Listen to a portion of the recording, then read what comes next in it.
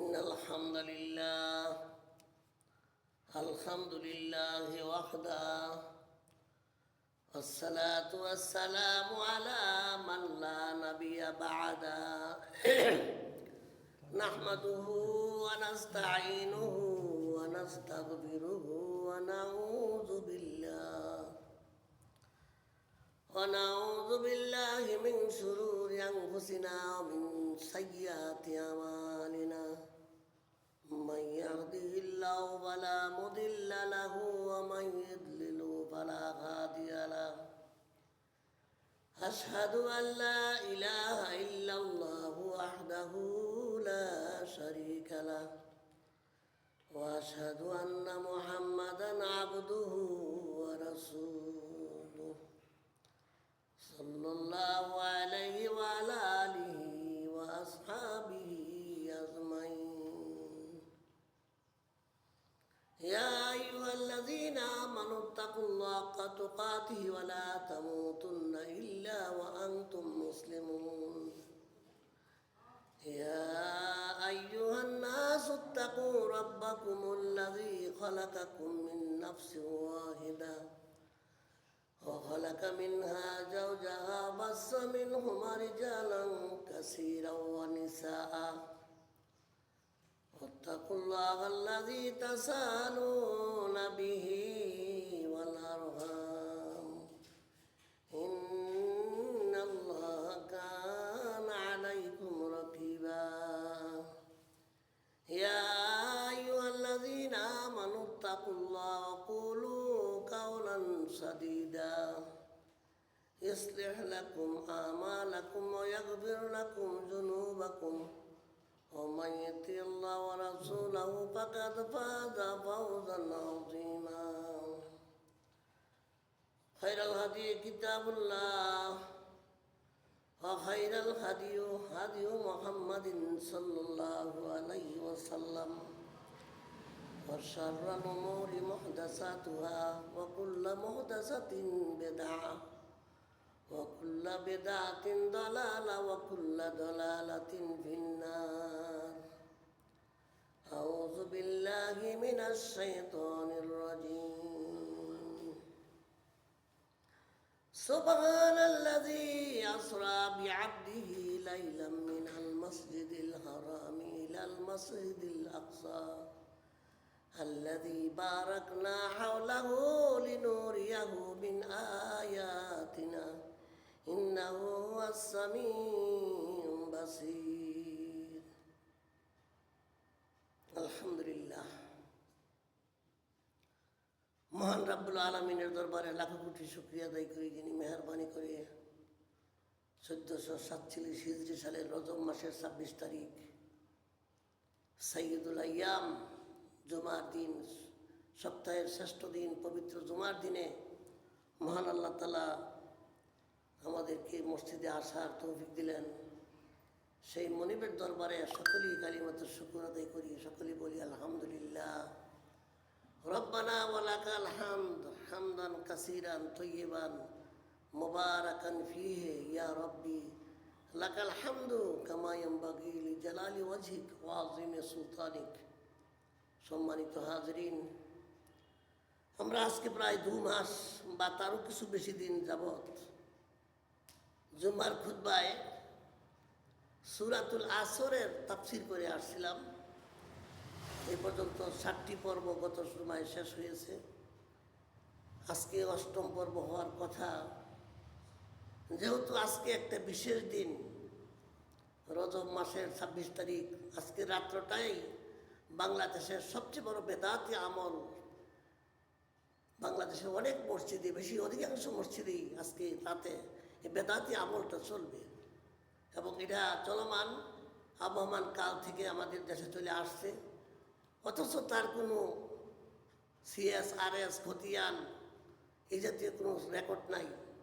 অর্থাৎ এগুলি রাসূলের পক্ষ থেকে এই সমস্ত আমলের কোনো দলিল নাই। তারপরেও আমাদের দেশে এই আমলগুলি ধর্মের নামেই হচ্ছে, ইসলামের নামেই হচ্ছে, সওয়াবের নামেই হচ্ছে।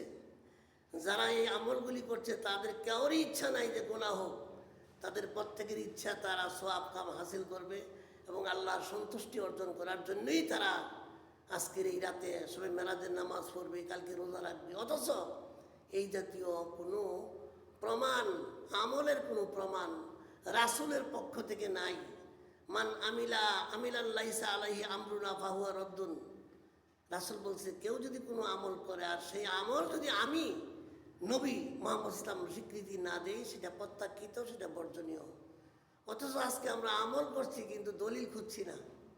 আর এমনিতেই শুনছি বাপদাদারা করছে, মন আলেম, আমাদের আমলের দলিল কি? হুজুর এমুক পীর সাহেব, এমুক মৌলানা সাহেব, এগুলি আমার দলিল। কোরআন হাদিসকে আমরা দলিল হিসেবে গ্রহণ করি না এবং সোয়াবের উদ্দেশ্যেই করি। অন্যান্য ধর্মে যেমন 12 মাসের 13 পর্ব আছে, আমাদের ইসলামটারও তারা 12 মাসে 13 রোজার মতো করতে চায়, আনুষ্ঠানিকতার মাধ্যমে ইসলাম পালন করতে চায়। এইভাবে রাসূল থেকে যে সমস্ত আমলের স্বীকৃতি নাই, সেগুলি ইসলামের কোনো আমল হতে পারে না। জাল নোট যেমন দেখতে জকজকা হলে ওইটা আসলে টাকা না, অনুরূপ এই সমস্ত আমল, যে আমল রাসূলের পক্ষ থেকে স্বীকৃতি নাই, ওই আমলগুলি মানুষ মনে করতেছে আমল, কিন্তু আসলে আমল না। কাল কিয়ামতের মাঠে আজাল না হাবাম মানসুরা, এই আমলগুলি দুলি করার মতো পুরা যাবে, কোনো আমল পাবে না। এই জন্যই সম্মানিত হাজিরিন, আমাদের আজকে দিবসটা বুঝা দরকার, জানা দরকার এই দিনে কোনো আমল আছে কিনা। দেখেন, বছরের 4টা মাস আল্লাহর কাছে সম্মানিত মাস। 4টা মাস কি হারাম মাস বলে? জিলকাদ, জিলহাজ, মুহররম, এই 3টা মাস একসাথে। আর রজব, এই 4টা মাস হলো আল্লাহর কাছে হারাম মাস, সম্মানিত মাস। অথচ এই রজব মাসের কোনো আমল নাই, সম্মানিত মাস, কিন্তু এই রজব মাসের বেসিক কোনো আমল নাই। রাসূলের পক্ষ থেকে কোনো আমলের কথা বলা হয় নাই।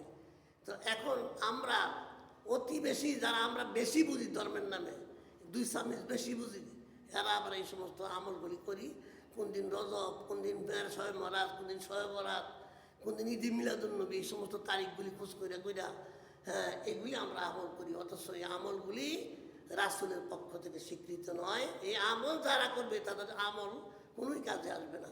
সম্মানিত হাজিরিন, এই যে রজব মাসের 27 তারিখ আমরা যারা আজকে বলতেছি যে এটা হইল সবে মেরাজ, এই ব্যাপারে কোনো দলিল আছে কিনা? দেখেন, একটা আমল যেমন দেন রাসূলের পক্ষ থেকে যেগুলি আছে, আমরা এই যে আশুরা মুহররম পালন করি, তারপরে বিশেষ করে এই যে এই রমজানের রোজা, 1 মাস রোজা ফরজ, এগুলি রাসূলের পক্ষ থেকে আমরা পালন করি। 5 ওয়াক্ত নামাজ পড়ি, এইগুলির মধ্যে কোনো একতেলাফ নাই। আজ পর্যন্ত কোনো মানুষ বোঝাতো না যে 5 ওয়াক্ত নামাজের মধ্যে একতেলাফ আছে, তারা আশুরার দিনের আমল সম্পর্কে একতেলাফ আছে। তারপরে জিলহজ মাসের 1 থেকে 9 তারিখ পর্যন্ত যে আমলগুলি, রোজাগুলি, এবং বিশেষ করে ইয়াউমুল আরাফা, জিলহজ মাসের 9 তারিখ, এই তারিখের আমল সম্পর্কে পৃথিবীর কোনো আমল, কোনো আলেমদের মধ্যে মতানৈক্য নাই। হজের ব্যাপারে, কুরবানির ব্যাপারে, এইগুলি রাসূলের পক্ষ থেকে আসছে, সাহাবীরা করছে। এই জন্য এগুলির মধ্যে একতেলাফ কোন আমলে হয়? একতেলাফ হয় ওই আমলে যেটা রাসূলের জমানায় ছিল না, পরবর্তীতে এগুলি চালু হয়েছে। তো যেগুলির RSCS খতিয়ানের নকশার দাগ নম্বর নাই, এগুলি এমন হয়।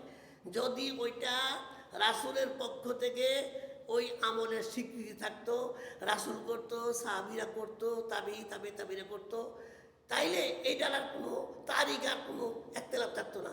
যেহেতু এই তারিখের মধ্যে 20টা একতেলাফ আছে, সবে মেরাজের তারিখ নিয়ে 20টা একতেলাফ রয়েছে। দেখেন, শফিউর রহমান মুবারকপুরি, যেটা যিনি ওই যে রাহিকুল মাকতুম, সেই রাসূলের জীবন যে বইটা লিখছে, এই কিতাবের মধ্যে 7টা মত আনছে তিনি। এই 7টা মতের মধ্যে প্রথম মতটা হইল যে মেরাজ হয়েছিল নবুয়তের শুরুতেও। আরেকটা মত হইল, দ্বিতীয় মতটা হইল যে মেরাজটা হয়েছিল রাসূলের নবুয়তের 5ম বছরে। 3 নম্বরের মতটা হইল যে মেরাজ হয়েছিল রাসূলের নবুয়তের 10ম বছরে, এই 10ম সালে, নবুয়তের 10ম সালে। তো এই বিষয়টা হ্যাঁ এরকম। এরপরে আরেকটা মত হইল যে সেটা হইলো এই যে নবুয়তের 10ম সালের এই এই রজব মাসের 27 তারিখ, এটা হলো 3 নম্বর। 4 নম্বরে আরেকটা মত দিছি উনি, যে আরেকটা মত হয়েছে, সেটা হলো হিজরতের 16 মাস আগে। আরেকটা হলো হিজরতের 14 মাস আগে। আরেকটা হলো হিজরতের 12 মাস আগে। এরকম অনেকগুলি মত আছে, বিভিন্ন কিতাবেও আছে। কিন্তু মতটা কেন হইলো, মতানৈক্য কেন হইলো? মতানৈক্য তখনই হয় যখন কোনো নির্দিষ্ট কোনো বিষয় জানা থাকে না। যেহেতু 400 বছরের মধ্যে এই আমলটা ইসলামের সমাজে চালু ছিল না, এই জন্যই পরবর্তীতে যারা করছে তারা সঠিক তারিখটা বলতে পারে নাই, আনুমানিক একটা তারিখ ধরে নিছে। তারা বলতেছে রজব মাসের 27 তারিখ এরকম দিবাগত রাত্রে রাসূলের মেরাজ হলো। আরে মাসের তারিখ তো দূরের কথা, বছরই ঠিক নাই। এটা সাল হইতেও কইতে পারে না কত সালে হয়েছে, এটা কোয়ার কথা না। এটা মনে রাখতে হবে এমন বিষয় না, যেহেতু আমল নাই। এই জন্য আজকে অনেক মত হয়েছে। আজকে যারা দাবি করে রজব মাসের 27 তারিখ, এটাও ভুল। কেমনে ভুল দেখেন, আপনারা জানেন যে নামাজটা ফরজ হয়েছিল রাসূল মেরাজতে আসার পরে। এর আগে ফরজ নামাজ ছিল না। আগে রাসূল নামাজ পড়তেন, নফল নামাজ পড়তেন। কিন্তু 5 ওয়াক্ত ফরজ সালাত ওইটা রজব রাসূল মেরাজ যাওয়ার পরেই হয়েছে। তো তারা যারা দাবি করে রজবের 27 তারিখ মেরাজ হয়েছে, দেখেন এই 10ম বৎসরে, নবুয়তের 10ম বছরকে আমল হুজুন বলা হয়। এই বছরটা ছিল বড় কষ্টের বছর। আপনারা জানেন রাসূল ইসলামের দাওয়াত প্রথম থেকে এরকম শুরু করছেন। বিশেষ করে নবুয়তের 3য় বছরে কোরআন মাজিদের আয়াত নাযিল হলো, ওয়ানজুর আশিরাতাকাল আকরাবিন, হে নবী আপনি আমার আত্মীয় স্বজনদের মধ্যে দাওয়াত দিতে থাকেন। তো রাসূল যখন দাওয়াত দিতে থাকলো, ইসলামের দাওয়াত দিতে থাকলো, তখন সবচেয়ে আপন লোক যারা আত্মীয় জন্মে তারাই রাসূলের শত্রু হয়ে গেল। যেই রাসূলকে নাম ধরে ডাকতো না আরবের লোকেরা, মুহাম্মদ বলতো না, বলতো আলামিন। কতটা জনপ্রিয়তা ছিল এই আরব সমাজে, মক্কায় কুরাইশদের কাছে রাসূলের জনপ্রিয়তা কতটা থাকলে রাসূলকে নাম ধরে ডাকতো না, তারা বলতো আমাদের আলামিন। কিন্তু এই আলামিনই যখন তিনি নবুয়তের ডাক দিলেন, হ্যাঁ, আর আল্লাহর তাওহীদের দাওয়াত দিলেন, তখন আর তারা আর তাদের কাছে আর ভালো রইল না। তিনি তাদের অপ্রিয় হয়ে গেল। এবং আপন চাচা যখন ইসলামের দাওয়াত দিলেন, তার আপন চাচা আবুল আহাব তাকে পাথর মারলো এবং ধ্বংস কামনা করলো। তাববালাক, আবুল আহাব রাসূলকে তাববালাক বলছিল। তাববালাক মানে তুমি ধ্বংস হও। কিন্তু দেখেন পরবর্তীতে সূরা লাহাব নাজিল হয়েছে এবং আবুল আহাবের ধ্বংসের কথাই আসছে। এইভাবে যখন তারা রাসূল দাওয়াত দিতে লাগলো, এক পর্যায়ে আবু তালেব যদিও ইসলাম গ্রহণ করে নাই, কিন্তু বাতিজার ছায়ার মতো, বট গাছের ছায়ার মতো ছায়া দিয়েছে, সারাটা জীবন রাসূলের পাশে ছিলেন তার চাচা আবু তালিব। এই আবু তালেবের সাহস পেয়ে রাসূল মক্কার জমিনে দাওয়াত দিতে পেরেছিলেন। এক পর্যায়ে কাফেররা আবু জাহেল সহ, আবুল আহাব সহ রাসূলকে তারা কি করলেন, অন্তরীণ করলেন। 3 বছরের জেল দিলেন, সিয়াবে আবি তালিব। এই জেল তারা রাসূলকে বন্দি করলেন, জেলখানায় বন্দি করলেন। 3 বছর রাসূল জেল কাটছে এবং রাসূলের আপন চাচা আবুল আহাব, আবু তালেব ইসলাম গ্রহণ না করলেও তিনি বাতিজার জন্য জেল কাটছে। নবুয়তের 10ম বছরে তারা মুক্তি পাইল এই জেল থেকে। 3 বছরের পরে নবুয়তের 7ম বছরে জেল হইল। নবুয়তের 10ম বছরে মুক্তি পাইল। 3 বছর জেল খাটার পরে রাসূল যখন দাওয়াতের কার্যক্রম শুরু করলো, তার কিছুদিন 6 মাস যাইতে না যাইতেই তার আপন চাচা, যিনি সবচেয়ে বড় ছায়া দিতেন, বল দিতেন, সাহস দিতেন, পাশে ছিলেন, সেই আবু তালিব ইন্তেকাল করলেন। আবু তালিবের ইন্তেকালে রাসূল বললেন যে একটা পাখি, আকাশের একটা উড়ন্ত পাখির যদি একটা ডানা ভেঙে যায়, পাখিটা যেমন অসহায় হয়ে যায়, আমার অবস্থাটা এমনই হয়ে গেল। রাসূল ইসলাম তখন একটু ভেঙে পড়লেন। হযরতে খাদিজাতুল কুবরা রাদিয়াল্লাহু তাআলা তিনি বললেন, রাসূলকে অভয় দিলেন যে আমিও কুরাইশের মেয়ে, যাও দেখি তোমাকে কে কি বলে। রাসূল হযরতে আম্মাজান খাদিজা রাদিয়াল্লাহু তাআলা রাসূলকে অভয় দিলেন, শক্তি সমর্থন দিলেন দাওয়াতের জন্য। আর তারই সাহসে রাসূল দাওয়াতের কাজ শুরু করলেন। তার কিছুদিন পরে, মাত্র 2 মাস যাইতে না যাইতেই, আবু তালিবের মৃত্যুর 2 মাস পরে তার প্রিয়তমা স্ত্রী হযরতে খাদিজা রাদিয়াল্লাহু তাআলা তিনিও ইন্তেকাল করলেন। খাদিজার ইন্তেকালের সময় রাসূল বললেন যে আমার মনে হয় একটা পাখির 2টা ডানা ভেঙে গেলে যেমন অসহায় হয়ে যায়, আমার অবস্থায় মনে হলো। আমি এমন নিঃস্ব হয়ে পড়লাম যে আমার আর কেউ সাহস দেওয়ার মতো ছিল না। আমি এমন একটা সময়ে চিন্তা করবো এখন কি করি।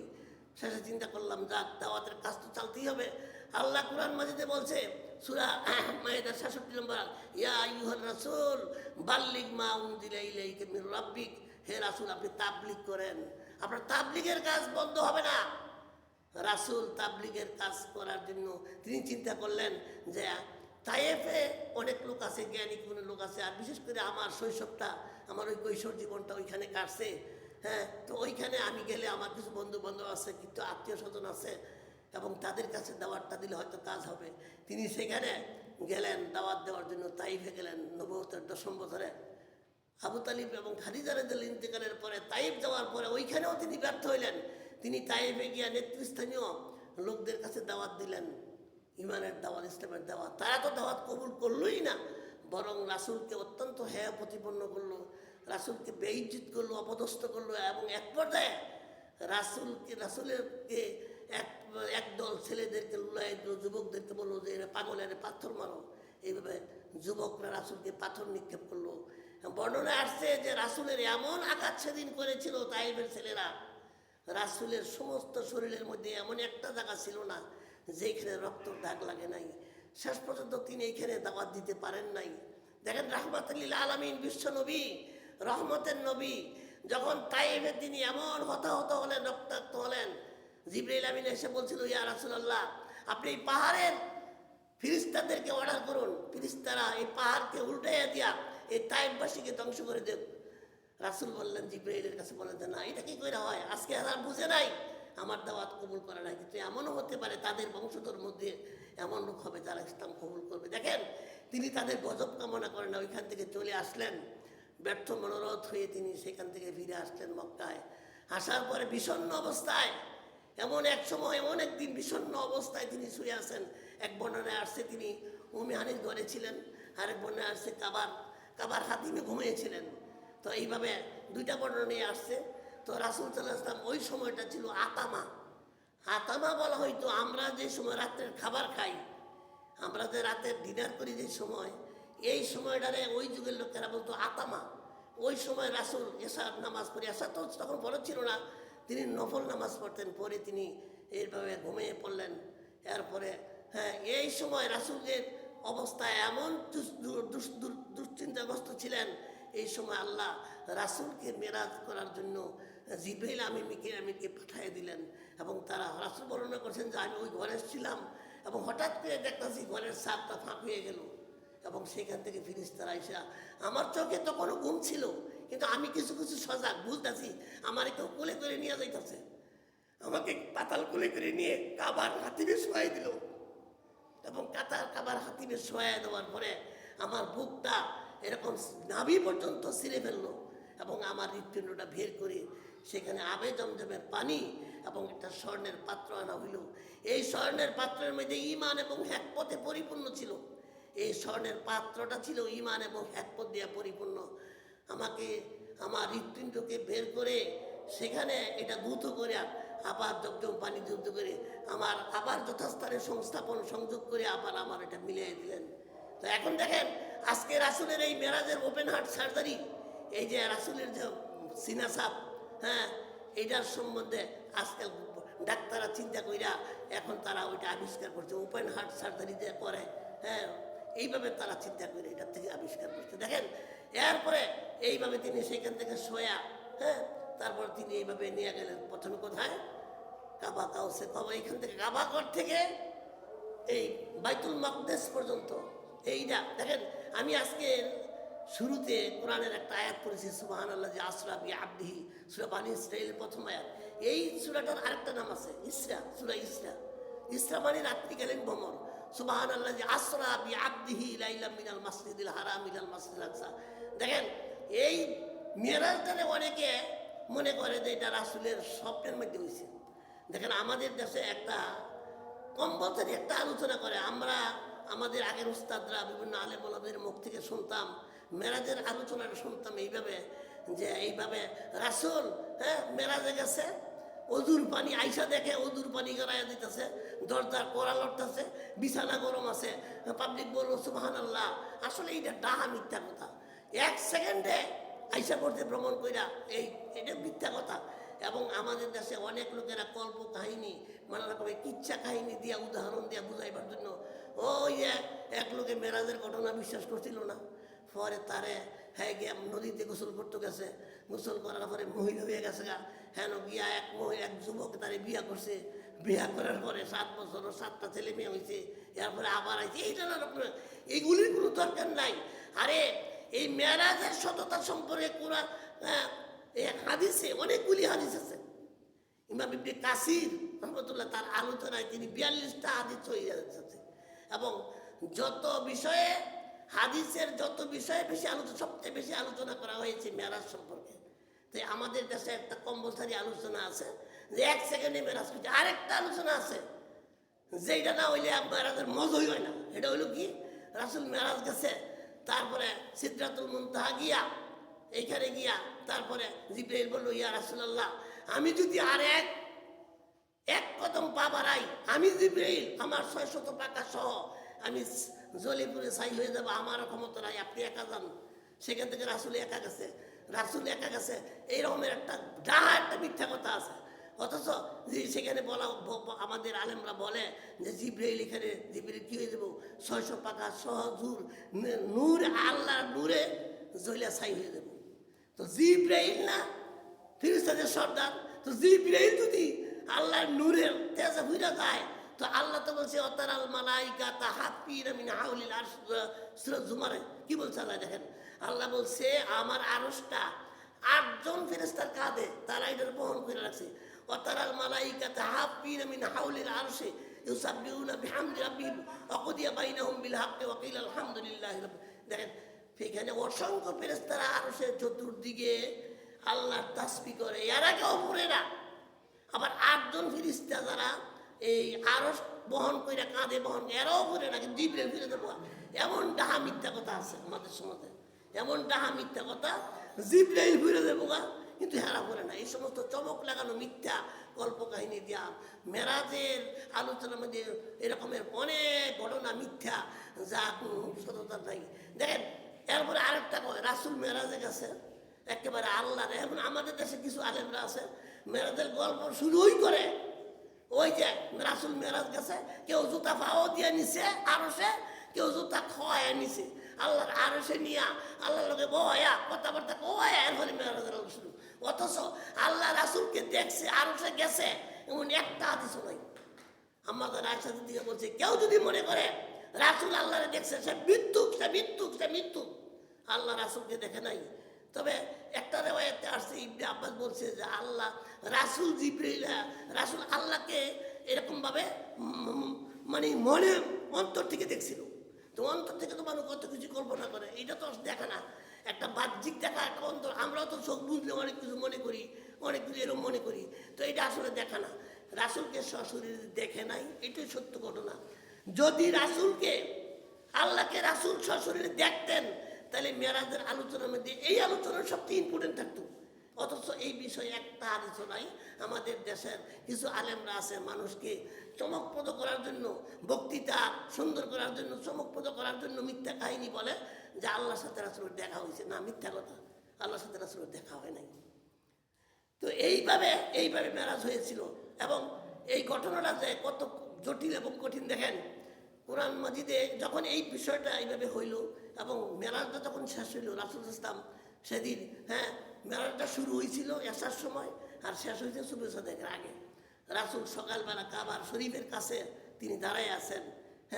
তো এই সময় আবু জাহেল এই দিকটা যাইতেছে। তো আবু জাহেল সবসময় রাসূলকে ঠাট্টা স্বরে কথা বলতো যে, মোহাম্মদ, কি মোহাম্মদ দাঁড়াইছ, নতুন কোনো খবর আছে নাকি? প্রত্যেকদিনে তুমি নতুন নতুন খবর পাও, আজকে কোনো নতুন খবর আছে নাকি? তো রাসূল সরল মনে বললো, হ্যাঁ চাচা, আজকে একটা বিস্ময়কর খবর আছে। কি বলো, বলো শুনি, কি বলো?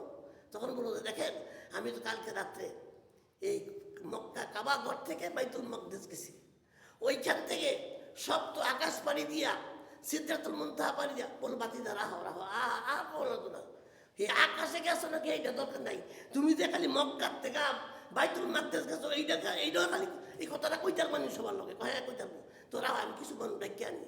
তখন চিন্তা করলো এই আবু জাহেলের মনের মধ্যে কত হারামি দেন। আবু জাহেল চিন্তা করলো, আমি যে খালি একলা বলি মোহাম্মদ পাগল হয়েছি, কেউ ওরা তো বিশ্বাস করাইতে না। আজকে এমন একটা ঘটনা, আজকে সবাই বিশ্বাস করবো মোহাম্মদ পাগল হয়েছি। এই জন্য ডাহা শুরু করলো, এই আব্দুল মানাফের লোকেরা তোমরা কই আসো, এই কুরাইশরা কই আসো, এই হাসিবিরা কই আসো, আয়ো। তো সবাই নেতার ডাহে সবাই। তখন আবু জাহেল ছিল কাবার নেতা, মক্কার কুরাইশদের নেতা ছিল আবু জাহেল। তো সবাই নেতার ডাহে আইসি, কি নেতাজি কিলি ডাক্তার তো সকালবেলা করে আয় আয় আয়, শোনো শোনো, আমি এতদিন ধরে বলি যে মোহাম্মদ পাগল হয়েছে, তোমরা তো বিশ্বাস করো না, এই আজকে হলো ঘটনা হলো, মোহাম্মদ তুমি নিজে কও ঘটনাটা কও। তো রাসূল সরল মনে বলা শুরু করলো, আমি তো কালকে রাত্রে এইভাবে আমাকে এই কাবা ঘর থেকে একটা মোরাক দিয়া এইভাবে বাইতুল মুকদ্দাস নেওয়া হয়েছে, ওইখান থেকে 2 রাকাত নামাজ পড়িয়া আল্লাহ আমার এই সপ্ত আকাশে নেওয়া হয়েছে। পরকার সেইগুলি আকাশের কথা বাদ দেবো।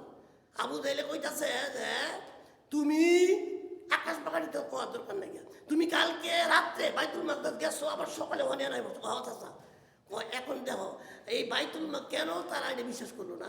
বাইতুল মুকদ্দাস হইল মক্কা থেকে 1232 কিলোমিটার রাস্তা, যেইখানে তারা সেই যুগে ঠেলা গাড়িও আসিল না, ওই ঘোড়া দাও যাও যেত না, ঘোড়া তো বড় চলতো না, পানি রকম সেই দেশে সেই যুগে মানুষ উঁট দিয়া চলতো, উঁটের লগে যাইত। এইখানে উঁট দিয়া যাইতে যাইতে এইখানে 30 থেকে 40 দিন লাগতো, কারণ রাতের বেলায় সফর করানো গেছে না ওই দিন, ওই সময় ডাকাতের ভয়ে, আর দিনের বেলায় দুপুরের সময় চলা গেছে না রইদের লাগি, তো টুকটুক করে একটু তেমন লাগছে। এইভাবে একটা মানুষ বাইতুল মুকদ্দাস গেলে 40 দিন সময় লাগতো, আবার আইতে 40 দিন সময় লাগতো। এই জন্য যখন রাসূল বলছে তখন সবাই কেউ কেউ কাপড় ছিঁড়ে, কেউ চুল ছিঁড়ে, কেউ হাততালি দেয়, কেউ শীষ দেয়। তার মানে বুঝাইতেছে তুমি ফাগুল্লে গল্প কও, আমরাও তোমার লোকে ফাগলামি করে বুঝাইতেছি আমরাও ফাগল, এরকম। তো হই হুল্লার করতেছে। একজন বলতেছে রাহো রাহো, তোমরা রাহো, আমাদের মধ্যে আবু বকরকে ডাকো, আমরা তো এতদিন ধরে আবু বকরের বলি, আবু বকর তো বিশ্বাস করে না, আজকে কেউই বিশ্বাস করবো যে মুহাম্মদে পাগল হয়েছে, আবু বকর ডাকো। একজনে গিয়ে বলতেছে হ্যাঁ যে আমাদের নেতাজি, আবু বকরে বলতেছে আমাদের নেতাজি ডাকতেছে, তাড়াতাড়ি আইয়েন। তো আবু বকর রাদিয়াল্লাহু তাআলা তিনি আইসলেন, আইয়া দেখে কাবা ঘরের চত্বরে মানুষ ভরা, তো সব মানুষের ভিতরে রাসূল দাঁড়ায় রয়েছে। আবু বকর চিন্তা করলো ব্যাপারটা কি কারণে আমার ডাকলো, হ্যাঁ আসতে পারে সবার সরাই দিয়ে আবু বকর রাসূলের কাছে গিয়ে বলেন আসসালামু আলাইকুম ইয়া রাসূলুল্লাহ। তো ইয়া তখন সালাম দিয়েই কইতাছে যে ইয়া রাসূলুল্লাহ আপনি কালকে রাত্রে কোথায় ছিলেন? আমি তো আপনার রাত্রে অনেক খুঁজছি, এই আমার সময় থেকে আমি সারা রাত খুঁজি, আপনি যেন রাইতে যান, সেই জায়গায় গেছি, আপনাদের স্ত্রীদের হুড়দা দেখেছি, কোথাও পাই না, সারা রাত আমি মক্কায় খুঁজছি, আপনারা ফাই নাই কোথাও। তো রাসূল বললো আরে আবু বকর আমার ফাইবা কেমনে, আমি তো কালকে মক্কায় ছিলাম না, আমি তো কালকে মেরাজে গেছিলাম। একজনে কয় কিরে ব্যস্ত লাগাইতেছে, আবু বকর যাচ্ছ ব্যস্ত লাগাইতেছে, হ্যাঁ তো মোহাম্মদেও কয় মেরাজ গেছে, আবার এই দিক দিয়ে আবু বকরেও কয় রাইতে খুঁজতে পাইছে না, কথা দিয়ে মিল্লা যায় না। তো এইভাবে যখন বললো এই ঘটনা যখন বললো, এখন ঠিক আছে তো বলো, তো বলছে, বলার পরে এই ঘটনা বলার পরে আবু বকর বললো সাদাক্তা ইয়া রাসূলুল্লাহ, আপনি সত্য বলেছেন। এবার তো এখন মাথা পড়ছে বাড়ি, আরে তোমার এই কথা কইবার লাগি নিয়ে আনছি, হ্যাঁ এক রাইতে কিভাবে 40 দিন চাইতে লাগে, 40 দিন আইতে লাগে, 40 দিন এক রাইতে কেমনে, তুমি কেমনে বিশ্বাস করো এটা? এই আবু বকর তুমিও কি পাগল হয়েছো মুহাম্মদের লগে? এক রাইতে বাইতুল মুকদ্দাস গেছে আবার ফিরে আইছে, এটা কেমনি বিশ্বাস করো? হ্যাঁ তো আবু বকর রাদিয়াল্লাহু বলেন দেখো আমি অঙ্কের হিসাব দিয়ে বিশ্বাস করি না, অঙ্কের হিসাব দিলে মিলতো না, এটার সে কঠিন আরো বড় বড় খবর প্রত্যেকদিন আছে, এটা তো কাছে বাইতুল মুকদ্দাস তারপর পৃথিবীতে এটা দেখার, কিন্তু প্রত্যেক দিন এসছে জটিল খবর আইয়ে, বেহেশতের খবর আইয়ে, দুজহের খবর আইয়ে, আল্লাহর আরশের খবর আইয়ে, এগুলি বিশ্বাস করি, অতএব এটা তো কিছুই না। শেষ পর্যন্ত তারা আবু বকরকে বিশ্বাস করাইতে পারলো না। হ্যাঁ শেষ পর্যন্ত এর মধ্যে হইচই করতেছে, এর মধ্যে একজনে কইতাছে এই থামো সাই, তার নাম ছিল হাতিম ইবনে আদি। এই হাতিম ইবনে আদি ছিল বড় জ্ঞানী, মানে বড় লোক ছিল, কথার বড় মাছ ফেরত জানতো। তো সবাই কাছে এই তোমরা হইচুল্লা করো না, তো আমার একটু কথা কইতে দাও। তো সবার জায়গা দিচ্ছে এই কি হয়েছে, এই বাবা আচ্ছা মোহাম্মদ তুমি কইতাছো কালকা রাইতে ইয়াতে গেছো, আমরাও গেছি, আমার যাওয়াটা আমরা কেউ 6 মাস আগে গেছি, কেউ 1 বছর আগে গেছি, কেউ 2 বছর আগে গেছি, তুমি তো গেছো কালকে রাইতে, হাজি চাচা তোমারটা হলো নগদ তাজা, চাচা আচ্ছা তো তুমি যদি বাইতুল মুকদ্দাস গিয়ে থাও, আচ্ছা তো বলো তো বাইতুল মুকদ্দাস দরজা কয়টা, জানালা কয়টা? হ্যাঁ বলতে হ্যাঁ কইতাছে মনে মনে আমি এমন প্রশ্ন করবো তোর দাঁড়ায় উত্তর দিয়ে তো না। এখন তো রাসূল এমন বিপাকে বললো, মুসলিম শরীফের হাদিসে আসছে আমার জীবনে এমন বিপদ পড়ছি না। ওই দিন ওই আদি এরকম ভাবে করছে যে মদিন ইবনে আদি এমন প্রশ্ন আমারে করছে, আমি তো কিচ্ছুই উত্তর দিতে পারি না। আমার কিন্তু জবাব হইয়াই না। কেমনে কমু আমি আমি কেন মসজিদের দরজা জানালা কোনটা আমি গেছি? আসলে তো হ্যাঁ, আমি যদি আপনার ঘরে কই আচ্ছা আপনারা এই 5 বছর নামাজ পড়েন তো আমার মসজিদের দরজা না কয়টা সিঁড়ি আছে এটা কেউ কই থাকতেন না, আমরা তো কেউ সিঁড়ি করতে চাইছেন না। তো এখন তো রাসূল এমন বিপদে পড়ছে, জিজ্ঞাসা বলছে তুমি যদি গিয়া দাও বাতিজা ঠিক আছে বিশ্বাস করি, তবে কয়টা দরজা জানালা আছে খুব। রাসূল বললো আমি এমন বিপদে পড়লাম এই দিন, আমার মুখটা কোনো জবাব আসতেছে না। এখন আমি যদি বইলে দেই যে আমি তো জানি না, তখন তারা হাত তালি দিব হ আরে গ্যাস ওইটা তো জানবা কেমনে। এই মুহূর্তে আমি এমন বিপন্ন এমন অবস্থা ছিলাম, হঠাৎ করে দেখতেছি বাইতুল মাকদেসটা আমার সামনে, চোখের সামনে, একবার চোখের সামনে আমার। এবার আমি বলতেছি এই দরজা জানালা তোমরা জিগাও কোন পাশে কি আছে, কোন দরজা কোন দরজার মধ্যে কোন জাতীয় ছিটকে দিই ঢোকাই দেবো। এবার আমি দেখে দেখে বলা শুরু করলাম, এরা প্রশ্ন করে আমি বলা শুরু করলাম, এবার যা যা প্রশ্ন করে সব উত্তর দিলাম। এরপরে আরে হয় এটা তো জাদুঘর, মোহাম্মদ জাদুঘর। তো এইভাবে রাসূলের মেরাজের ঘটনাকে তারা বিশ্বাস, আসলে অঙ্ক হিসাব দিয়ে বিশ্বাস করা সম্ভব না। বর্তমানে এমন কিছু নাস্তিক আছে যারা এখনো পর্যন্ত রাসূলের মেরাজকে স্বীকার করে না। যারা বিজ্ঞানের হিসাব করে তারা কেমন করবো, তার বিজ্ঞান দেখেন বিজ্ঞানের হিসাব করলে এটা মিলাইতে পারতো না। কারণ মা পৃথিবী থেকে সূর্যের দূরত্ব 9,30,00,000 মাইল, 9,30,00,000 মাইল। আরে সূর্য যদি এই শব্দ আকাশ পার হইয়া যায় তাইলে সূর্য ভেদ করে যাইতে হইব। সূর্যের মধ্যে আছে 1,40,00,000 ডিগ্রি সেলসিয়াস তাপ।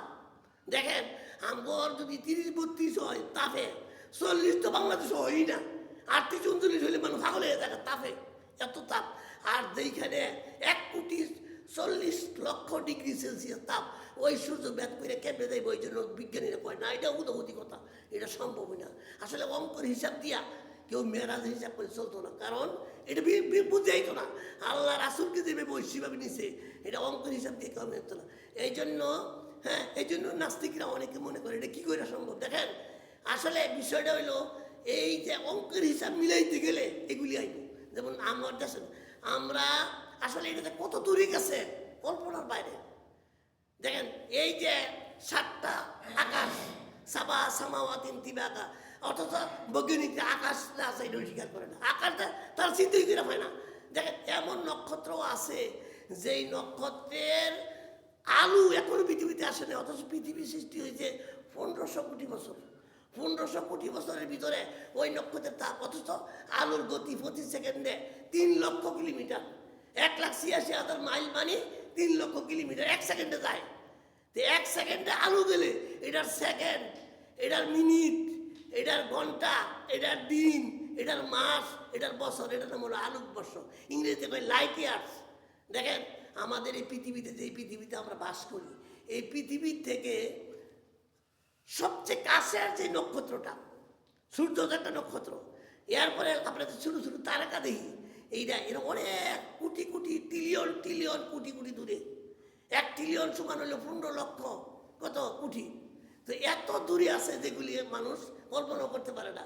আমাদের সবচেয়ে কাছের যেই নক্ষত্র পৃথিবী থেকে, এটার নাম হলো প্রক্সিমা সেন্টাউর। এই প্রক্সিমা সেন্টাউর এটার দূরত্ব কত, এটা সবচেয়ে কাছের, এর থেকে কাছে আর নাই। এই তারকাটা পৃথিবীর সবচেয়ে কাছের, তাও দূরত্ব কত, যেই অ্যাপোলো 11 আপনারা জানেন 1969 সালে এই আমেরিকার নাসা বৈজ্ঞানিকরা মাইকেল কলিন্স, হ্যাঁ, তারপরে এই যে নীল আর্মস্ট্রং, এরা চাঁদ দেখতে গেছিল। তারা যে অ্যাপোলো 11 দিয়ে গেছিল, এটার গতি হইল সেকেন্ডে 11 কিলোমিটার। এই রকেটটার গতি হইল সেকেন্ডে 11 কিলোমিটার। তো সেকেন্ডে যদি 11 কিলোমিটার হয়, এটার মিনিটে কত, এটার ঘন্টায় কত। এইভাবে যদি এরকম একটা যান দিয়া সেকেন্ডে 11 কিলোমিটার যায়, এমন একটা রকেট দিয়ে যদি আপনি মনে করেন যে চাঁদের দেশ ইয়ে যাবেন, পৃথিবীর সবচেয়ে কাছের প্রক্সিমা সেন্টারে যাবেন, তাও 1,15,000 বছর লাগবে। এবার যাই না, 1,15,000 বছর বাঁচবেন নি। তো বর্তমানে বিশ্বের সবচেয়ে দ্রুত যান যেটা আবিষ্কার করছে, এটার গতি হলো 192 কিলোমিটার সেকেন্ডে। 192 বর্তমানে যেটা আবিষ্কার করছে মহাশূন্য যান যেটা আবিষ্কার, এটার গতি হলো সেকেন্ডে 192 কিলোমিটার। ওইটা দিয়ে যদি যান তবুও 6,000 বছর লাগবে। আমি যদি প্রক্সিমা সেন্টারের সবচেয়ে কাছের যেটা, এটার মধ্যে গেলে 6,000 বছর লাগবো, তাও আপনি এতগুলোই তো না। এখন বুঝেন এই যে গ্রহ কত নক্ষত্র দেখতেছেন, এগুলি পাড়ি দিয়া, এগুলি সবগুলি আকাশের নিচে, আকাশের বাইরে না, সবগুলি নক্ষত্র। এরপরে আছে পৃথিবী মহাশূন্যে আছে গ্যালাক্সি, মিল্কওয়ে, তারপরে ওই যে ছায়াপথ যেটা বলা হয় বাংলা, হ্যাঁ গ্যালাক্সির বাংলা হলো ছায়াপথ। অসংখ্য তারকারাজি দিয়ে সজ্জিত 40 লক্ষ কোটি তারকা দিয়ে সজ্জিত গ্যালাক্সি। দেখবেন অন্ধকার রাতে উত্তর দক্ষিণে একটা এরকম র্যাক করে খালি তারকা তারকা, এটার একটা ছায়াপথ। এই যে কত যে নক্ষত্র আছে, এই যে আমরা যে এই পৃথিবীতে বাস করি, এরকম পৃথিবী যদি 13 লক্ষ হয় সূর্যের সমান হইব। হ্যাঁ, তাহলে এমন একটা সূর্যের চাইতেও 50 কোটি গুণ বড় আছে তারকা। আমরা যে সূর্যটারে কই পৃথিবীর থেকে 13 লক্ষ গুণ বড়, এর সে 50 কোটি গুণ বড় তারকাও আছে পৃথিবী মহাশূন্যে। হ্যাঁ দেখেন, এইগুলি সবগুলি ব্যাদ করে, এগুলি সব কিছু মানুষের কল্পনার বাইরে। এই জন্যই তো হারা দেখেন না, আল্লাহ কোরআন মসজিদে অনেক ঘটনা, আশ্চর্য ঘটনা কইছে, কিন্তু সুবহানাল্লাহ দিয়ে শুরু করছে না। ইব্রাহিম আলাইহিস সালামকে আল্লাহ আগুনে ফেলাইছিল, নমরুদের আগুনে, 40 দিন আগুনের মধ্যে জ্বলছে। এরপরে 40 দিন পরে লোকটা ইব্রাহিম আলাইহিস সালাম বার হয়ে গেল, দিব্যি সুস্থ লোকটা, একটা প্রসবও করছে না, কাপড়ই করছে না। এবং ইব্রাহিম আলাইহিস সালামের জীবনের শেষ বয়সে 125 বছর বাঁচছিল ইব্রাহিম আলাইহিস সালাম। জীবনের শেষ বয়সে নাতিপুতিদের সাথে অনেক সময় গল্প গুজব করতে গিয়া ইব্রাহিম আলাইহিস সালাম বলতো যে আমার জীবনের 175 বছর জীবনে সবচেয়ে শান্তির দিন ছিল 40 দিন। যেই 40 দিন আমি নমরুদের আগুনে আসলাম, এর চেয়ে শান্তি আমি জীবনে পাইছি না। ইব্রাহিম আলাইহিস সালাম বলছে আমি সবচেয়ে শান্তিতে আসলাম নমরুদের আগুনের ভিতরে যেই 40 দিন আসলাম। এখন বুঝেন, এত একটা আশ্চর্য ঘটনা আল্লাহ কোরআনে বলছে, কিন্তু সুবহানাল্লাহ দিয়ে শুরু করছে না। ইউনূস আলাইহিস সালাম মাছের পেটে ছিল 40 দিন, একটা মাছ তার গিলে ফেললো। আপনারা জানেন মাছের পেটের ভিতরে অক্সিজেন থাকে না, তো কেমনে লোকটা বাঁচলো? এরপরে 40 দিন মানুষ না খাই কেমনে বাঁচলো? দিব্যি 40 দিন পরে সুস্থ মানুষ ইউনূস আলাইহিস সালাম আল্লাহ এরকম ভাবে চরে আইনে ফাটায়। এই ইউনূস আলাইহিস সালাম মাছের পেটে 40 দিন আসিল আল্লাহর কুদরতে, আল্লাহর রহমতে, দয়ায়। কিন্তু আল্লাহ এই ঘটনাটা বলতে গিয়া সুবহানাল্লাহ দিয়ে শুরু করছে না। দেখেন সুবহান কখন বলে, আমরা কোন সময় সুবহানাল্লাহ বলি? সুবহানাল্লাহ বলি কোনো আশ্চর্য জিনিস দেখলে, এটার একটা প্রতীক। কোনো আশ্চর্য জিনিস যখন মানুষ দেখে, অনেকে ওয়াও বলে, এটা ঠিক না। আপনি কেন মুসলিম ওয়াও বলবেন? এটা খ্রিস্টানদের ভাষা। কোনো আশ্চর্য জিনিস দেখলে মুসলিম বলতে হবে সুবহানাল্লাহ, সুবহানাল্লাহ, সুবহানাল্লাহ। এই জন্য দেখেন আল্লাহ নিজেও জানে যে এমন এক ঘটনা ঘটাইছি বিশ্বনবীরে দিয়া, মানুষের বিশ্বাস করতো না, মানুষের ব্রেনে চিন্তা করে পাইতো না। এর লাগে আগে ওই এই ঘটনা বলার আগে আল্লাহ বলছে সুবহানাল্লাযী আসরা বিআবদিহি লাইলাম মিনাল মাসজিদিল হারাম ইলাল মাসজিদিল আকসা। আল্লাহ জানে যে এমন এক ঘটনা, এটা আশ্চর্য ঘটনা। এর লাগে আল্লাহ এই ঘটনাটা বলার সময় সুবহানাল্লাহ দিয়ে শুরু করছে। অথচ আরো অনেক ঘটনা আছে, এগুলি সুবহানাল্লাহ বলেন, সুবহানাল্লাহ দিয়ে শুরু করে নাই। তার মানে এই যত ঘটনা, রাসূলের জীবনে 3000-এর বেশি মুজিজা ছিল। রাসূলের জীবনের মুজিজার সংখ্যা 3000-এর বেশি। তার মধ্যে সবচেয়ে আশ্চর্য মুজিজা হলো মেরাজের ঘটনা। এটার মধ্যে এত আশ্চর্য মুজিজার একটাও না। এরকম ভাবে সপ্ত আকাশ কত দূরে, রাসূল বলছে প্রথম আকাশটা হইলো এই পৃথিবীতে যত উন্নত মানের যান আবিষ্কার করুক। যেমন বর্তমানে আবিষ্কার করছে যে এটার গতি হলো সেকেন্ডে 192 কিলোমিটার, এটার মিনিট করলে কয় হাজার হইব। এইটা দিয়ে যদি যান তাইলে আকাশে যাইতে 500 বছর লাগবে। রাসূল বলছে যত রকমের লেটেস্ট আবিষ্কার হোক, সবচেয়ে দ্রুত দামি যান দিয়ে যদি কেউ যায়, প্রথম আকাশটা হইলো 500 বছরের রাস্তা। আর প্রথম আকাশের পরে এই আকাশটা পুরো হইলো 500 বছর। তারপরে একটা হইলো দ্বিগুণ, এরপর একটা দ্বিগুণ, এরপর একটা দ্বিগুণ, এরপর একটা দ্বিগুণ, এরপর একটা, এরকম সপ্ত প্রত্যেকটা দ্বিগুণ।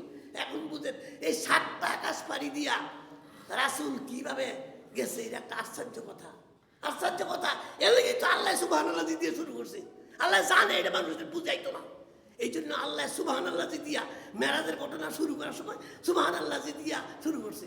তো এই জন্য দেখেন এইভাবে যখন রাসূল সাল্লাল্লাহু আলাইহি ওয়াসাল্লামকে এইভাবে মেরাজের ঘটনা যখন এইভাবে যখন তিনি কী করলেন, মক্কা থেকে রাখে এইভাবে উঠাইয়া তাকে প্রথমে বাইতুল মুকাদ্দাস নেওয়া হয়েছে। এখানে বেদাতীরা অনেক কথাবার্তা কয়, এরকম এক বুড়িয়ে ডাকছে, এক মহিলায় ডাকছে রাসূলকে, আর এইগুলি কোনো সহি হাদিসে নাই। এগুলি মানুষকে চমক পাতা লাগাইবার লাগি মানুষের কয়। এগুলি কোনো সহি হাদিস দ্বারা প্রমাণিত না। এক বুড়া মহিলায় ডাকছে, এক বুড়া বৃদ্ধয়ে ডাকছে, এগুলি কথা মিথ্যা কথা। সোজাসুজি রাসূল মক্কা থেকে সেখানে ইয়াসরিব নগরে গিয়ে 2 রাকাত নামাজ পড়ছিল। রাসূলকে বলছিল জিবরাইল আপনি এখানে নামাজ পড়েন, এই ইয়াসরিব নগরে আপনি একদিন আসবেন, ইয়াসরিব নগরে আপনি হিজরত করবেন, এখানে আসবেন। এইখানে আসছে আর সরাসরি ওইখান থেকে বোরাক দিয়া, বোরাকটা কি দেখেন, বোরাক জিনিসটা, বোরাক রাসূল বর্ণনা দিচ্ছে যে গাদার চেয়ে একটু বড়, খচ্চরের চেয়ে একটু বড়, খচ্চরের চেয়ে একটু ছোট, গাদার চেয়ে একটু বড় একটা প্রাণী, সাদা, এইটা ঘোড়ার মতোই। এটার মধ্যে এটা আসলে বুরাক শব্দটা আরবি বারগুন শব্দ থেকে আসছে। বারগুন শব্দের অর্থ হলো বিদ্যুৎ। দেখেন এই বুরাক মানে বিদ্যুৎ, আর বিদ্যুতের গতি তো জানেন ওই সেকেন্ডে 1,86,000 মাইল সমান 3 লক্ষ কিলোমিটার 1 সেকেন্ডে। আর রাসূল বলছে ওই বুরাকটার গতি হইল সে যতটুকু দূরে দেখে একতলা বেতরে যায়, তার দৃষ্টি যতটুকু একতরে যায়, এই প্রাণ দিয়া তিনি গেছে। কিন্তু আমাদের মাঝে কিছু বর্ণনা কয় বাইতুল মাকদেস গেছে, বোরাক দিয়া ভরে গেছে, রফরফ দিয়া। রফরফের বর্ণনা কোনো হাদিসে পাওয়া যায় না। আমাদের দেশের আলেমরা এগুলি বর্ণনা করে, তারপরে রফরফ একটা সিঁড়ি দিয়া গেছে, এরকম এগুলি কোনো বর্ণনা পাওয়া যায় না। বোরাকের কথাই পাওয়া যায়। রাসূল বাইতুল মাকদেস গেলেন, সেখানে রাসূল বলছে আমার এই বোরাকটা আমি বানছি ওই একটা খুঁড়ির মধ্যে, যেই খুঁড়ির মধ্যে আগেকার নবীরা বানতো, আগেকার নবীদের বাহন যেই জায়গায় বানতো আমি এখানে বানলাম। আর একটা বর্ণনায় আসছে জিবরাইল ওইখানে একটা ছিদ্র করে দিয়েছিল ওইখানে বাঁধার জন্য। তো বাইনটা তিনি মসজিদে ঢুকছেন, মসজিদে ঢুইকা তিনি দেখছেন যে অসংখ্য লোকে ভরা, মসজিদ ভরা। তারপরে তিনি বললেন 2 রাকাত নামাজ পড়ার জন্য। রাসূল ইমামতি কে করবে? জিবরাইল রাসূলকে হাতে ধইরা ইমামতের জাকাত দিলেন, 2 রাকাত নামাজ পড়লেন। নামাজের সালাম ফিরানোর পরে রাসূল বললেন জিবরাইল বলেন ইয়া রাসূলুল্লাহ আপনি পিছনে যে নামাজ পড়ছে এরা কারা জানেন? ওই না তো, ওই এরা সমস্ত নবী, এখানে আদম থেকে নিয়ে ঈসা পর্যন্ত সমস্ত নবীরা আপনার পিছনে নামাজ পড়ছে। তার মানে হচ্ছে রাসূল যে সাইয়্যিদুল মুরসালিন, রাসূল যে সমস্ত নবীদের সর্দার, সমস্ত নবীদের নেতা হবে, এটার একটা প্রমাণ। এখানে তিনি নামাজ পড়ার পরে 2টা পেয়ালা নিয়ে আসছে। একটা পেয়ালা হলো দুধের, আর একটা পেয়ালা হলো মদের। তো বলছে আপনি যেটা ইচ্ছা পান করেন। তো রাসূল দুধেরটা পান করছিল, এবং জিবরাইল পরবর্তী বলছিল আপনি ঠিকই পান করছেন, আপনি যদি মদেরটা পান করতেন তাহলে আপনার উম্মত গুমরাহ হইত না। আপনি ঠিকই পান করছেন, আপনি যদি দুধ না পান করে মদ পান করতেন তাহলে আপনার উম্মত সব গুমরাহ হইত। এইভাবে তিনি এখান থেকে এই বাইতুল মাকদেস থেকে প্রথম আকাশে গেলেন। প্রথম আকাশের দারোয়ানের নাম হচ্ছে ইসমাইল। দেখেন এখানে গিয়ে সালাম দিলেন। জিবরাইল দেখেন, আমরা জানি সমস্ত ফেরেশতাদের নেতা হইল জিবরাইল, কিন্তু ওই যে প্রথম আকাশের যে দ্বাররক্ষী ইসমাইল, এটা কিন্তু জিবরাইলের অধীনে। কিন্তু দেখেন একটা ভদ্রতা শিখেন, এই জিবরাইল কিন্তু অনুমতি চাইছে, গিয়া এই প্রথম আকাশের কাছে গিয়া চাইছে অনুমতি, দরজায় গিয়ে অনুমতি চাইছে যে দরজা খোলা হোক। তখন বললো আপনি কে? যে আমি এমুক। যে আপনার সাথে কেউ আছে? যে আমার সাথে আছে বিশ্বনবী সাইয়্যিদুল মুরসালিন আছে। যে তাকে কি আল্লাহ নেওয়ার জন্য বলা হয়েছে? বলে হ্যাঁ, আল্লাহ আমাকে পাঠাইছে তাকে নেওয়ার। দেখেন কতটি কথা বলছে, অথচ জিবরিল আমিন হচ্ছে সমস্ত নবীদের ফেরেশতাদের লিডার। এই কি শিক্ষা দিয়ে দেখেন, আপনি যদি দেশের প্রেসিডেন্ট হন, তারপরেও নিয়ম হইল, ইসলামের নিয়ম হইল কেউ বাড়িতে গেলে অনুমতি লাগবে, কেউ বাড়িতে গেলে অনুমতি চাইবেন, এটা নিয়ম যত বড় হইন। কিন্তু এইটা ইসলামের শিক্ষা। জিবরাইল এত বড় ফেরেশতা, কিন্তু এই ইসমাইলের কাছে অনুমতি চাইছে, যেহেতু ইসমাইলের দায়িত্ব আছে। ইসমাইল প্রথম আকাশের গেটের দারোয়ান, এই জন্য এরকমভাবে এইখান থেকে আছে। প্রথম আকাশে উঠার পরে দেখা হয়েছে আদম আলাইহিস সালামের সাথে। এইবার জিবরাইল আমিন বললেন যে এই যে আপনাদের পিতা, আদি পিতা, তাকে সালাম দেন। রাসূল সালাম দিলেন, এবং আদম আলাইহিস সালাম সালামের উত্তর দিয়া দোয়া করলেন আমার নেক সন্তান, আমার নেক সন্তান দোয়া করলেন। সেখানে দেখলেন আদমের ডান পাশে কতগুলি রুহ আর বাম পাশে কতগুলি রুহ। যখন আদম ডান পাশের দিকে তাকায় এই রুহগুলির দিকে, আদমের মুখে হাসি থাকে। আর যখন বাম পাশের রুহুর দিকে তাকায় তখন আদম কেঁদে ফেলে। জিবরাইলকে জিজ্ঞাসা করলো যে এই ঘটনার কারণ কি? তখন বললো যে আদমের ডান পাশে যে এই রুহগুলি, এইগুলি হলো জান্নাতি রুহ, এরা জান্নাতি হবে, আর বাম পাশেরগুলি জাহান্নামী হবে। এই জন্য আদম তার সন্তান বাম পাশের সন্তানগুলির দিকে চাইলে কান্দে, আর ডান পাশের সন্তানের দিকে চাইলে হাসে। তারপরে এখানে সালাম বিনিময় করে তিনি আবার দ্বিতীয় আকাশে গেলেন। দ্বিতীয় আকাশে গিয়ে এইভাবে অনুমতি চাইছে দেখেন জিবরাইল প্রত্যেক আকাশে অনুমতি চাইছে, আর ওই আকাশের তার রক্ষী বলছে আপনার সাথে কে, তাকে কি আল্লাহ ডেকে পাঠাইছেন, এইভাবে অনুমতি তারপরে দিছে। এখানে গিয়ে তিনি দেখা করলেন। দ্বিতীয় আকাশে দেখা হইল হযরত ইয়াহিয়া আলাইহিস সালাম আর তার খালাতো ভাই ঈসা আলাইহিস সালাম, এরা কিন্তু খালাতো ভাই। তাদের সাথে দুইজন নবীর সাথে দেখা হইল। এখানে তারা সলে ভাই বলে আখ্যায়িত করলেন রাসূলকে। হ্যাঁ, এরপরে তৃতীয় আকাশে গেলেন। দ্বিতীয় আকাশে হযরত ইউসুফ আলাইহিস সালামের সাথে দেখা হইল। ইউসুফ আলাইহিস সালাম রাসূলকে ভাই বলে সম্বোধন করলেন, আর রাসূল বললেন আল্লাহ ইউসুফকে দুনিয়ার অর্ধেক সৌন্দর্য দিয়েছিল। ইউসুফ আলাইহিস সালাম দুনিয়ার অর্ধেক সৌন্দর্য পাইছিল, ইউসুফ এত সুন্দর। সেখানে সালাম বিনিময় করে তিনি চতুর্থ আকাশে গেলেন। চতুর্থ আকাশে গিয়ে হযরত ইদ্রিস আলাইহিস সালামের সাথে সাক্ষাৎ হইল। তিনি কথা বিনিময় করলেন, সালাম বিনিময় করলেন। সেখান থেকে নিয়ে আবার পঞ্চম আকাশে গেলেন। পঞ্চম আকাশে হযরত হারুন আলাইহিস সালামের সাথে দেখা হইল। মুসা আলাইহিস সালামের ভাই হারুন আলাইহিস সালাম, ওইখানে সালে, হ্যাঁ ভাই সালে বলে সম্বোধন করছে, আমার নেককার ভাই। তারপরে ষষ্ঠ আকাশে গেলেন। সেখানে ষষ্ঠ আকাশে হযরত মুসা আলাইহিস সালামের সাথে দেখা হইল। মুসা আলাইহিস সালামের দেখা হইল পরে এখন শেষ পর্যন্ত মুসা আলাইহিস সালাম কথা বলার পরে তিনি যখন চলে যাচ্ছিলেন, তখন মুসা আলাইহিস সালাম কাঁদছিলেন। তখন রাসূল জিবরাইলকে বললেন যে মুসা আলাইহিস সালাম কাঁদে কেন? তখন জিবরাইল জিজ্ঞেস করলো যে আপনি কেন কাঁদেন? তখন মুসা আলাইহিস সালাম বলছিল যে একজন বালক, সে নবুয়তি পাইল, আর এই বালক সবচেয়ে বেশি লোক তার উম্মতটা যত দিব, আর আমি এত আগের নবী, আমার উম্মত এত কম। বালক বলছে কেন? রাসূল তো বয়স তার তুলনায় কমই। মুসা আলাইহিস সালামের সময়ে তুলনায় তো রাসূলের বয়স কম, এই জন্য যুবক বলছে রাসূলকে, একজন যুবক, সেই যুবক নবী, তার উম্মত সবচেয়ে বেশি জান্নাতে যাইব, আর আমি আমার উম্মত সবচেয়ে কম যাইব জান্নাতে, এই জন্য কাঁদছে। তারপরে সপ্ত আকাশে গেছেন। ওইখানে গিয়ে দেখবেন একজন ব্যক্তি বাইতুল মামুরের সাথে ট্যাগ লাগাইয়া বয়ে রয়েছে, পিঠ লাগাইয়া। তিনি বললেন তিনি আমাদের ইব্রাহিম আলাইহিস সালাম। ইব্রাহিম সালামকে সালাম দিলেন, আর রাসূল পিতা বলে স্বীকৃতি দিলেন, আবার পিতা। এবং রাসূল পরবর্তীতে রাসূল বর্ণনা দিতে গিয়ে বললেন যে ইব্রাহিম আলাইহিস সালাম হুবহু আমার মতন চেহারা। রাসূল পরবর্তীতে মেরাজের পরে সাহাবীদেরকে বললেন যে ইব্রাহিমের চেহারাটা হুবহু আমার মতো চেহারা। আর জিব্রাইলের বর্ণনা দিতে গিয়ে তিনি বলছেন যে জিব্রাইলের চেহারাটা হইল একেবারে হুবহু দাহিয়াতুল কালবির মতো। রাসূলের একজন সাহাবী ছিল দাহিয়াতুল কালবি, তার মতো। তো এইভাবে তিনি সপ্তম আকাশে যাওয়ার পরে এখানে গিয়ে দেখলেন অসংখ্য পোলাপান, বাচ্চা, ছোটো বাচ্চা কাচ্চা, এগুলি। তো জিজ্ঞেস করে এরা কারা? তখন মিজিয়া আলাইহিস সালাম বললেন যে এই যে বাচ্চাগুলি যারা সন্তান ভূমিষ্ঠ হওয়ার পরেই মারা গেছে, এইগুলি সমস্ত বাচ্চাগুলি ইব্রাহিম আলাইহিস সালামের কাছে জমা হইতে থাকবে। হ্যাঁ, কিয়ামত পর্যন্ত। তিনি শিক্ষা দিয়েছেন। অনেকে নিয়ত ছিল আমার ছেলেটার হাফেজ বানামু, আমার ছেলেটার আলেম বানামু, কিন্তু মারা গেছে ছোটো সময়।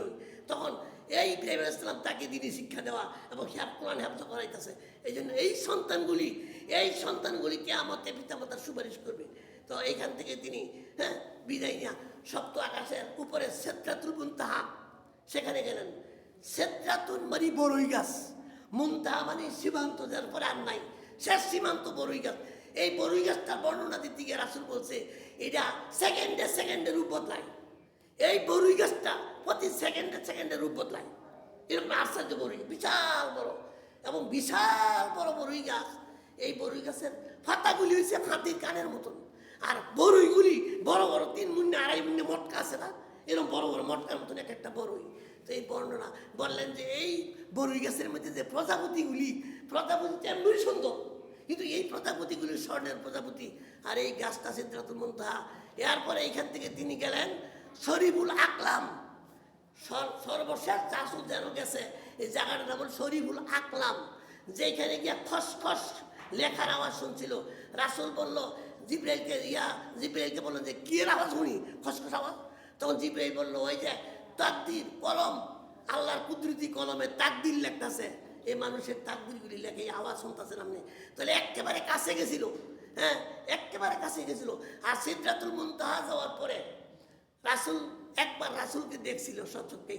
এখানে ঘটনাটা হইল রাসূলের জীবনে জিবরাইলকে 2 বার দেখছিল আসল চেহারাতে, আসল সুরতে। একবার দেখছিল নবুয়তের প্রথম দিকে, এটা হইল যখন প্রথম ইকরা বিসমি রাব্বিকাল্লাযী নাযিল হইল। 3 বছর বা 2.5 বছরের পরে আবার জিবরাইল 2-2.5 বছর বন্ধ ছিল জিবরাইল, কেউ বলে 6 মাস, কেউ বলে 1 বছর, এরকম। তারপর দ্বিতীয়বার যখন জিবরাইল আইল ওহী লইয়া, তখন রাসূলকে শ্বশুরের দেখছিল জিবরাইল, জিব্রাইলকে। ওই সময় রাসূল ওই হেরা গুহার উপত্যকা থেকে বাড়িয়া এই খোলা ময়দান দিয়ে যাতে হাইতে যাচ্ছিলেন, এমন সময় বললো ইয়া মুহাম্মদ। রাসূল দাঁড়ায় গেল, কেনা ডাকলো রে? ডান দিকে চাইলো, কোনো মানুষ নাই। বাম দিকে চাইলো, নাই। সামনেও নাই, পিছনেও নাই। তো আবার যাইতেছেন। আর কতক্ষণ যাওয়ার পরে ডাক দিল ইয়া মুহাম্মদ। এইবার রাসূল উপরের দিকে তাকাইছে, টাকা নিয়ে একটা উঠিয়ে পড়া, উপর দিকে তাকায় দেয় সমস্ত আকাশ জুড়ে একটা মানুষ ইয়ার বাবা, যেই চাইছে আর কাল ডইলে করছে। এরপরে জিবরিল মানুষের আকৃতি লইয়া রাসূলের গায়ের দুলাগুলো সরাইয়া এই পরে সরাইয়া দিছে। এই করছে রাসূল, এই যে বেহুশ হয়েছে, এই এক প্রথম দেখা। তারপরে যখন তিনি প্রত্যেক দিন রাসূলের কাছে জিবরিল আসছে 24,000 বার।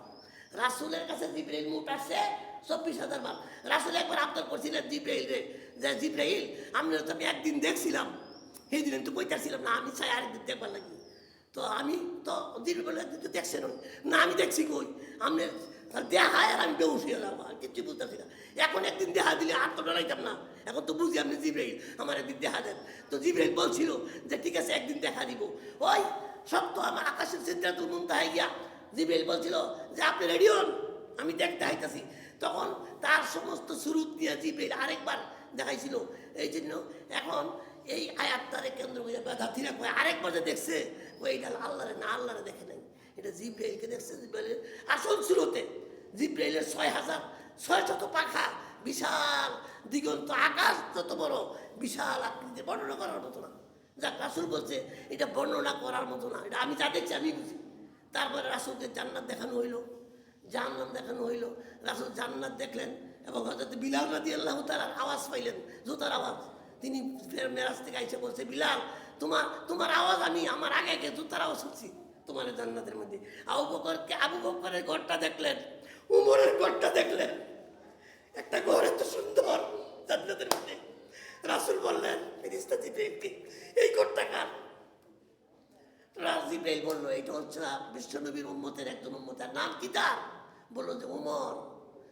হে উমর, রাসূল হিজরত থেকে আইসা বললো তোমার ঘরটা এত সুন্দর, আমার ইচ্ছা ছিল ঘরটায় ঢুকি, কিন্তু আমি ঢুকলাম না, সাহস পেলাম না, কারণ তোমার অনুমতি ছাড়া ঢুকি গেল। তো জিবরাইল রাসূল বলছিল, উমর বলছিল ইয়া রাসূলুল্লাহ দেখলেন না? না, তোমার জন্য আর এত সুন্দরের একটা স্পেশাল জান্নাত বানাইছে, তোমার অনুমতি ছাড়া আমি ঢুকি কেমনে? আমি চিন্তা করলাম এত বড় মানুষ উমর, এই জন্য তোমার অনুমতি ছাড়া আমি ঢুকি নাই, তোমার ঘরটাতে আমি ঢুকি নাই। তো এই জন্য জান্নাত, জাহান্নাম, আর ওই যে সিদরাতুল মুনতাহাটা কোথায়? জান্নাতুল মাওয়ার কাছে। এইখান থেকে তিনি আবার কি করলেন? হ্যাঁ, জান্নাত দেখলেন, জাহান্নাম দেখলেন। জান্নাত থেকে জাহান্নামীদের কিছু লোকের এরকম আশা দেখলেন, এই যারা মানুষের দিবের মাল খায়, এদের বলছে যে তাদের মুখটা উটের মুখের মতো হবে, উটের ঠোঁটের মতন। তারা ওই জাহান্নামের আগুনগুলি, পাথরগুলি খাবে, আর সাথে সাথে এদিক যা খাই, একদিক যা আগুনগুলি খাইব, আবার পিছনটা বাড়িয়ে দেবো। এই অবস্থা। একদল লোককে দেখছে রাসূল, তাদের মাথা কুঁকড়ে হইতেছে, ছেঁচা হইতেছে। আরেকদল লোককে দেখছে যে একটা রক্তের নদীতে সাঁতাইতেছে এরকমভাবে। আরেকদল লোককে দেখছে যে এরকম বিশাল বড় পেট নিয়ে লড়তে পারছে না। এরকম অনেক কিছু রাসূল জাহান্নাম দেখিয়া এবং রাসূল বলছে জাহান্নামে অধিকাংশ আমি দেখছি নারী, জাহান্নামের অধিক সংখ্যক আমি নারীকে দেখছি। তো এইভাবে জাহান্নাম দেখলেন। তারপরে তিনি কি করলেন? আবার সুবে সাদেকের আগেই তিনি কি মসজিদে বাইতুল্লাহ ফিরে আইলেন। তো দেখেন এই যে এইখানে ঘটনা হয়েছিল, যখন রাসূল ফিরে আসেন তখন আল্লাহ তাকে 50 ওয়াক্ত সালাত দিল। আর এইটা নিয়ে যখন তিনি আসছেন ষষ্ঠ আকাশে, মুসা আলাইহিস সালামের কাছে দেখা হইল। মুসা আলাইহিস সালাম বলতেছে যে আল্লাহ আপনারা নিশ্চয়ই কিছু না কিছু দিছে, যেহেতু দাওয়াত দিয়ে আছে, খালি হাতে দিছে না, কি দিচ্ছে কোন? আমার 50 ওয়াক্ত সালাত দিছে, খুব খুশি। মুসা আলাইহিস সালাম বললেন যে দেখেন আমি উম্মত চড়াইছি, আমি জানি উম্মত যে কত খারাপ, আপনি তাড়াতাড়ি যান, আমার উম্মতে পারছে না। আমার উম্মত ছিল 18 হাত 20 হাত লম্বা, আপনার রাতে, আর আপনার উম্মত 3.5 হাত। আমার এত শক্তিশালী উম্মত ছিল, যাদের দেহ ছিল 18 হাত 20 হাত, বর্তমানে রাতে এরাই পারছে না। 3 ওয়াক্ত নামাজ পড়তো, আপনি 50 ওয়াক্ত পড়তো, আপনি যান কমায় আনেন। বর্ণনা 2 রকমের আসছে। এক ভাই আসছে 5 কইরা কমাইছে, আরেক ভাই আসছে 10 কইরা কমাইছে। তো এইভাবে 2টা বর্ণনায় আসছে। শেষ পর্যন্ত এই 50 থেকে 5 আনছে। তারপরে রাসূল সাল্লাল্লাহু আলাইহি ওয়াসাল্লাম আইসা পড়ছে। সর্বশেষ যখন আসছে জিজ্ঞেস কত? ওই 5। মুসা আলাইহিস সালাম বললে আবারও যান, আপনার মধ্যে 5 ওয়াক্ত পারতো না।